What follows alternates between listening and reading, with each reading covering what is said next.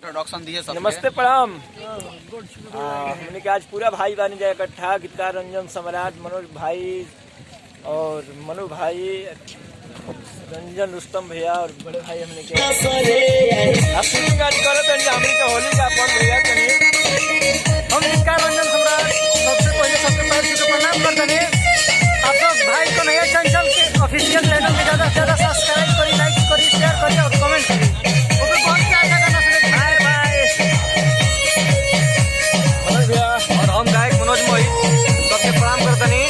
और हमारे भाई बहुत दिल के टुकड़ा दिल में रहे वाला कन्हैया चंचल ऑफिशियल चैनल बा, और चैनल के ज़्यादा से ज़्यादा सब्सक्राइब करी, लाइक शेयर कमेंट करी। जय हो। आज होली का हमने शूटिंग कर बन गया। भैया कन्हैया चंचल के म्यूजिक होल्डर से सब्सक्राइब करिए, लाइक करिए, शेयर करिए, जब तक कमेंट करिए। भैया के एकदम प्यार दुलार बनाइए। बोलो भाई बोलो। राम भाई लोग के कन्हैया चंचल भाई के वर्ल्ड के हमेशा सब्सक्राइब करिए, ज़्यादा प्यार दुलार दीजिए। अभी लोकेशन पे बन जा।